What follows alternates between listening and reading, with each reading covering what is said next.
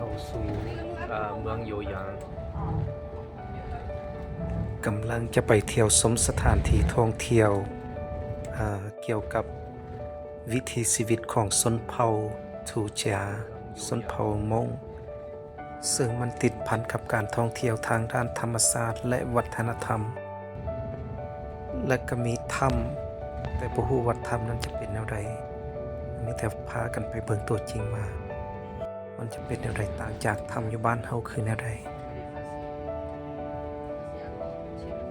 เมืองอยู่อย่างที่เฮามาพักอยู่ที่นี่เป็นเมืองภูดอยเป็นเมืองที่มีผาหินมันลักษณะคล้ายๆอยู่คือกับวังเวียงหรือว่าปากแบ่งเฮือนของประชาชนหรือว่าตึกอาคารมันอยู่ห้อยตามภูผาประมาณ 80% นี่ก็คือสาวไก่น้ำเที่ยวชนเผ่าทูจา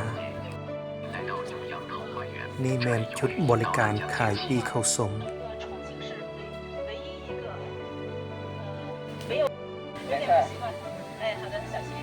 ตอนนี้ระวังนิดนึงเนาะจะทาง我们桃花源景区呢是会考虑现实的这边气候情况。 ห้วยน้ำสายนี้มันห้วยน้ำที่ไหลมาจากถ้ำว่าผ่านถ้ำไหลลงสู่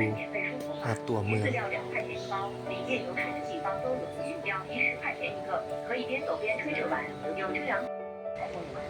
就是我们这里呢是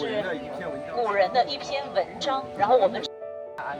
บอนนี่เนาะเป็นบอนที่สถานที่ที่มีส่วนดอกไม้ตัวที่เป็นดอกไม้ดอกทอที่มันงามๆอันนี้เราอยู่ในกระบี่จีมีมดหนึ่งที่พัฒนาเทิงดอกทอนะครับเป็นส่วนของเทพสวรรค์นะเราอยู่ในนี้นะมันเป็นวิวทิวทัศน์ธรรมชาติที่มันใกล้เคียงกับมดกระบี่ที่สุดซึ่งมาขนจีแตงเขาจะโมเคยมาเป็นภาพในจินตนาการ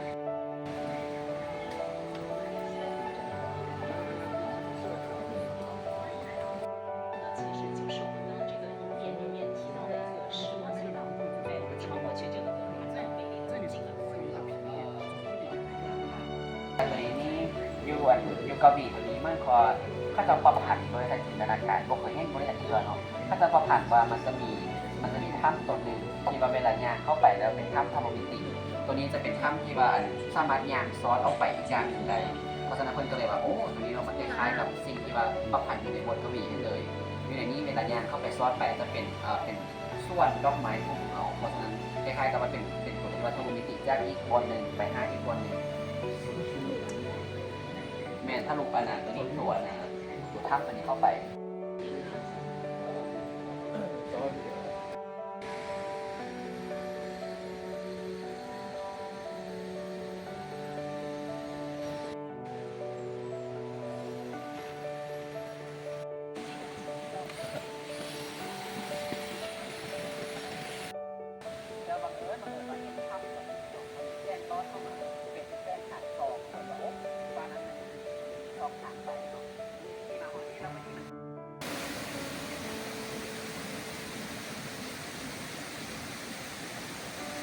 กำลังย่างเข้าปากถ้ำสถานที่ท่องเที่ยวแห่งนี้แม้นได้รับการพัฒนาจากรัฐบาลจีนในปี 2005-2008 ถือว่าเกือบ20 กว่าปีสิ่งที่สะดวกที่สุดแมนสถานที่ท่องเที่ยวแห่งนี้แมนอยู่ใกล้กับตัวเมืองอยู่ในตัวเมืองเลยก็ว่าได้ถูกจัดเป็นสถานที่ท่องเที่ยว 5A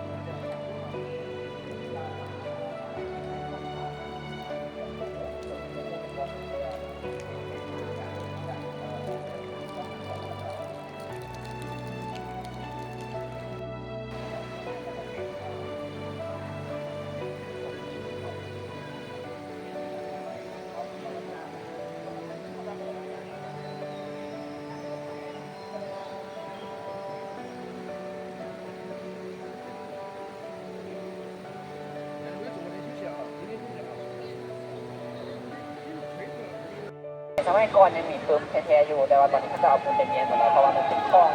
แล้วมันเป็นคลองลำขาวเพราะว่าในเมื่อ100 ปีก่อน100 ปีก่อนนี่จะมีนักผู้ใหญ่นะครับเป็นผู้ใหญ่เที่ยงอยู่ในเป็นไปเดินถ้าเราใส่กันเป็นก็แค่เล่นแต่ว่าพัฒนาที่เราได้คือเอาเราแต่งเป็นแบบเดิมใน100 ปีก่อนเป็นแบบเดิมก็เอาไปใช้กัน。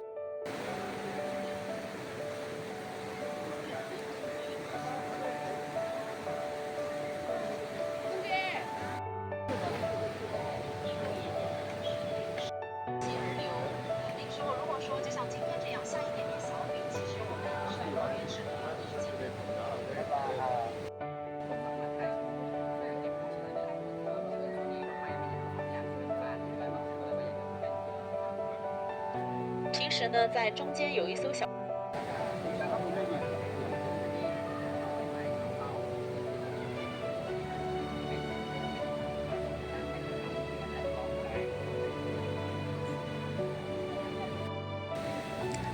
และตอนนี้เพิ่นแสดงให้เห็นถึงชนเผ่าทูจาเฮือนของเขาเจ้ามีหนองป่ามีเหือ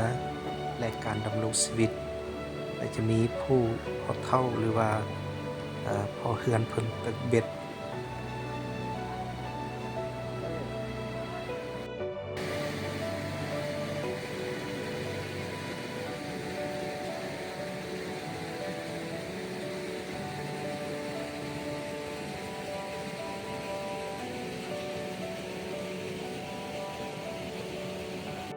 它的名字来命名的这个村落。อันนี้เอิ้นว่าหมู่บ้านเฉียนหมู่บ้านเฉียนเพราะว่าผู้ที่ว่าแต่งเรื่อง หมู่บ้านเฉียน ในสื่อของเราที่มีคำว่าเฉียนอยู่เนาะก็เลยไปใส่เป็นบนเพื่อระลึกเทิงผู้ที่มาตกเปิดแต่งกระบี่เรื่องนี้เอิ้นว่าเฉียนซู。进来之后，映入眼帘的是当地的特色民居。我们这里呢有吊脚楼，最为有特色。但是我们面前这个呢也是布置简。เดี๋ยวเห็นอยู่นี่เนาะปกติเมืองของเราจะเป็นเมืองที่ว่าอยู่แคบนภาส่วนใหญ่จะเป็นเมืองที่เศร้าเนาะแต่ว่าตัวนี้นี่เป็นอีกเมืองประเภทหนึ่งที่ว่าค่อนข้างมีล่าอยู่ในบ้านเกินตัวนี้นี่วิธี左手边那个吊脚楼的那个地方，有卫生间。ทางด้านซ้ายมือเราจะมีห้องน้ำสาธารณะถ้าว่าใครอยากเข้าห้องน้ำสามารถเข้าไปได้เลยเด้อ然后他们需要休息的话就休息一下，不休息的话我们就从那个地方就往前走。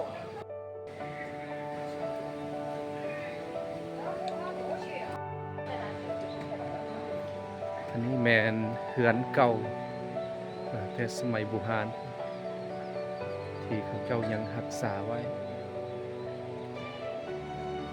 เพื่อให้นักท่องเที่ยวได้มาเที่ยวชม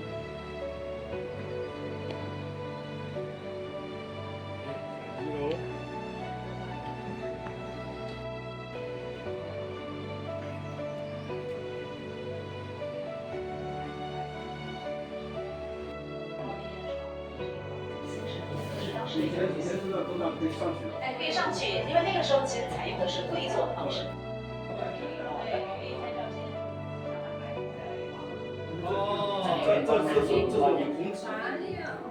正前方那个画像。那个呀，这个他来米以后就进步了这个船，对吧？有老这么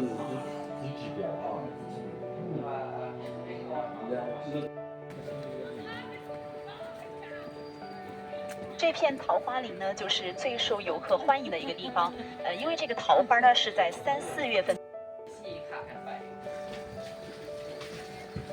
这是古时候的水车。水车对，水车，它是用来灌溉农田。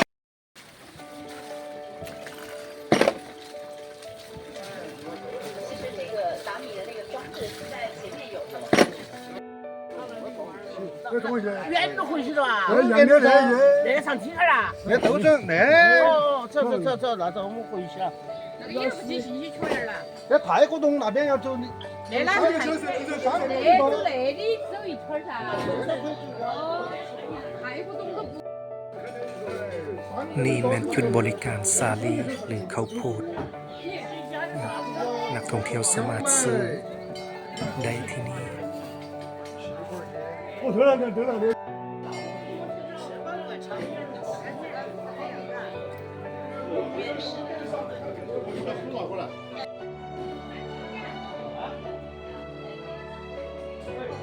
ี้จะเป็นบ้านที่ว่าเห็ดเต่าหูส่วนวิธีการ นี่จะแมนบ้านหรือว่าจุดที่เห็ดเต้าหู้สำเพาะซึ่งเต้าหู้เพิ่นจะนำมาเห็ดเป็นหลายประเภทหลายผลิตภัณฑ์ที่แตกต่างกัน อันนี้เป็นบอนสาธิตเฮ็ดเต้าหู้โดยเฉ 放 พาะ 在这里，然后就会省力一些。我们转动，不断的转动，中间这个孔呢，就是把那个米呀、倒在里面，米呢是用水泡过的，然后这个米浆出来之后呢，就逐渐的可以做那个豆腐啦。 เขาก็จะออกตัวนี้เป็นขั้นตอนสุดท้ายในการที่ทำละเอียด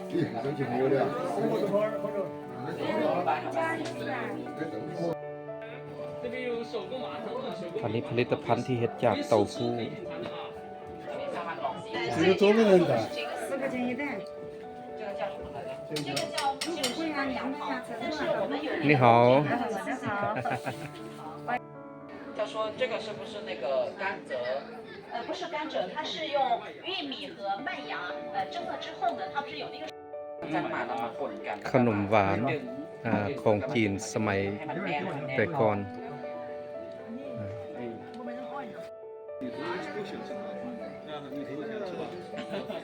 ก็จะว่าผู้หญิงจะมากินของหวานนิดหนึ่ง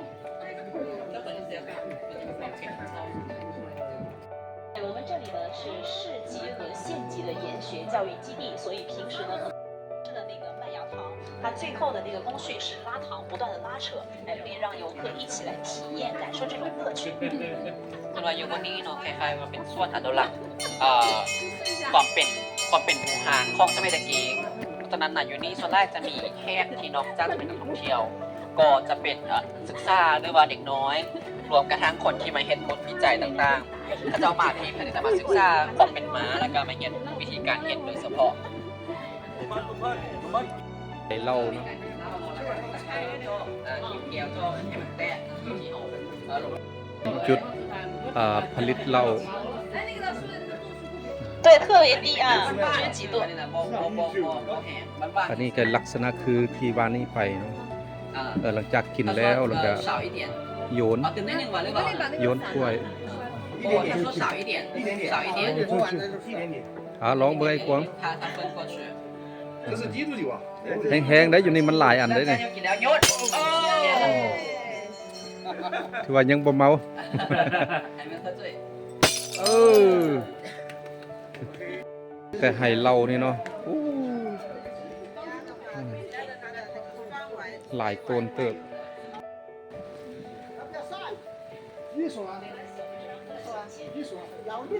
เต็มแต่ให้เหล้าอันนี้มันเหล้าดองหลายปีเนาะ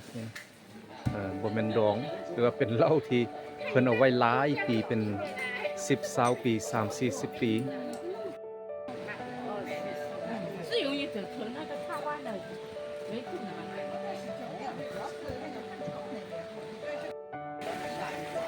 对，春天和夏天下雨比较多。 เฮ้ฟืน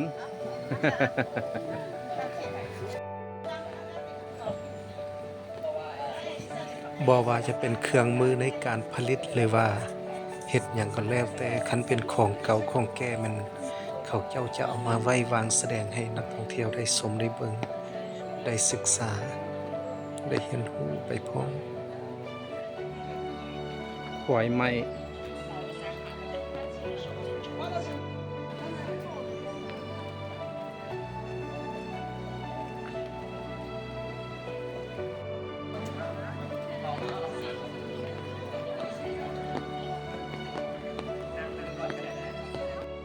บัดนี้มาขอดจุดน้ำสา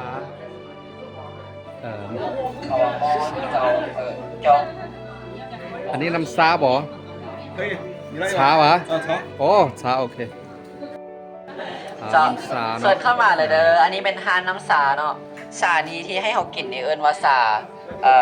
อิญว่าเป็นสานกอินทรีเจาะถ้วยน่าจะฮอนนิดนึงเดี๋ยวถ้วยฮอนนิดนึง ฝนอยู่ฉงชิ่งเพราะว่าอยู่พี่เขาจะมากินเศษส่วน มันสาทีลองซีนไปแซ่บหลาย 现在小声音可以拉长一点，เอายาวๆนิดนึงพองยาว 哎，拉长一点。 ๆเอาเต็มก้อน 啊，有了有了有了，มีน้ำ流出来有水有水有โอ้ 水。 มีน้ำในเทมีน้ำก็มาในเท 所以讲咩嘢必到。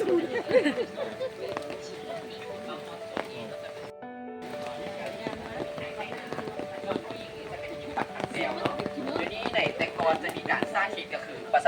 พนักงานเขาจะลงไปเฮ็ดนาให้เขาเบิ่งและการมีการทักแซวให้เขาเบิ่งพร้อม อันนี้ก็คือจะเป็นการสาธิตการใช้ชีวิตในอดีตของคนของเขาเจ้าก็คือผู้ชายเฮ็ดนา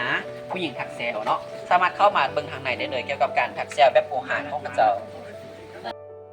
โสเนาะเป็นวัฒนธรรมที่ว่ายังมีชีวิตอยู่ของเขาเจ้าส่วนเผ่าถูจาแล้วเป็นมรดกทางด้านวัฒนธรรมการปักเซลเนาะ这个是刺绣不是吧是自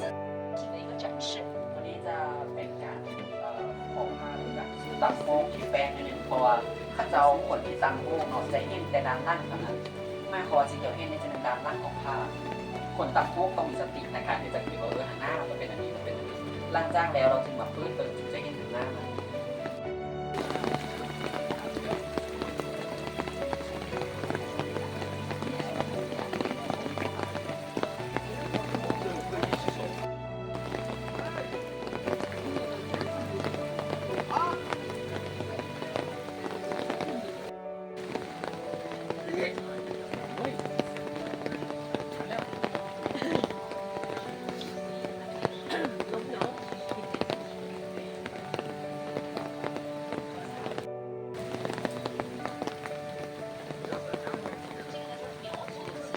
อันนี้มาหอดจุดจักสาร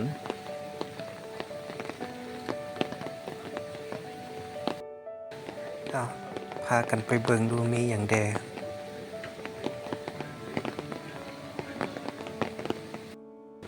ตัวนี้เป็นผลิตภัณฑ์ไม้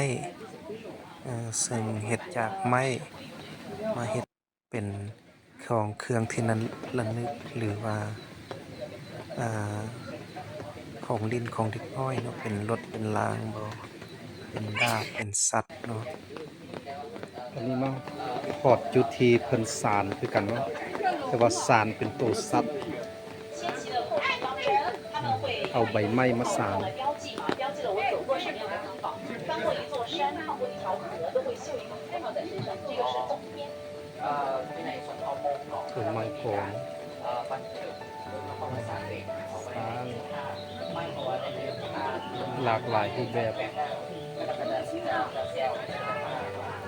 อันนี้จะเป็นการ 宗边，对，宗边编出来的，用一个叶子编制出来的，也是非物质。 ซึ่งนำใส่ใบไม้ตัวนี้เนาะ 这个宗边也是非物质文化遗产，而且我们这位师傅非常的厉害，他的收款码都是自己来编制的， อ๋ออัน 很 นี้ 厉害的啊。 เป็นว่าอาจารย์ผู้นี้เป็นผู้ที่ว่ามีความชำนาญและก็เก่งไล่ในการที่จะหมักตัวนี้ออกมาทำได้แล้วก็ออกแบบเองโดยเฉพาะโตเทียนนั่นก็ QR หับเงินนั่นก็ QR หับเงินไม่เราสร้างเองนะที่เราเป็นคนมาทำไก่แล้วก็เปียกไก่ตลาด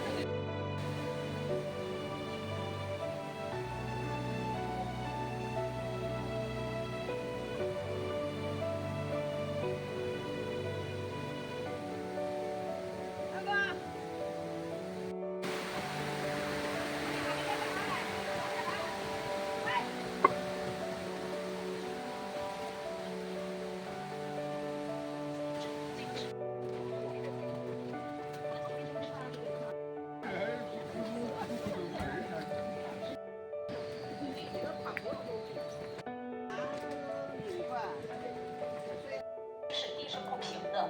这个地无三尺平的一个地方呢，修建这个吊脚楼是比较节省材料、节省用地，因为这个材料是。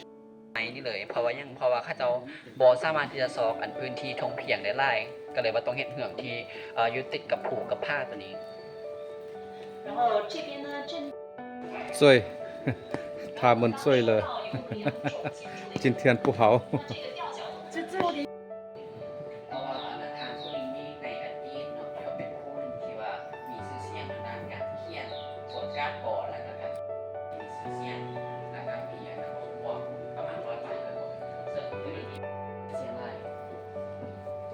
那我们就从这个台阶下去。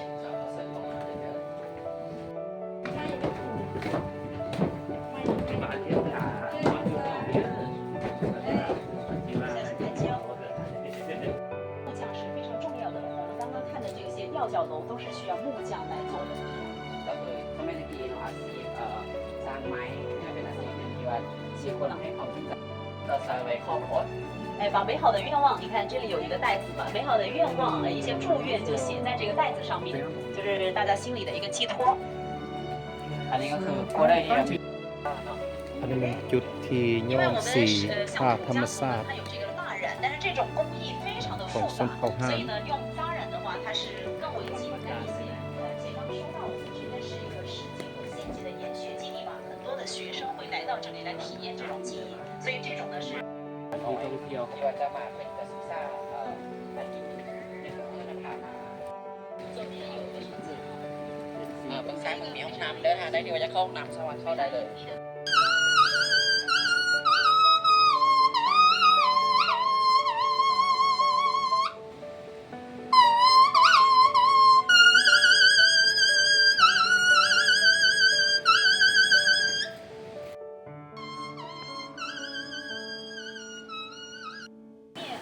这个石壁上有一处凹槽，里面写了太湖藏书，就是我们那个地方，当时那位贞观把书籍带走之后。 นี่แม่นบอนขอพรจากเจ้าแม่ควนอิน ซึ่งหินตัวนี้มันเกิดขึ้นจากหินย่อยหินย่อยที่มีลักษณะคือเจ้าแม่ พอดีออกจากสถานที่ท่องเที่ยวมาก็แม่นเมืองเลยอยู่ในเมือง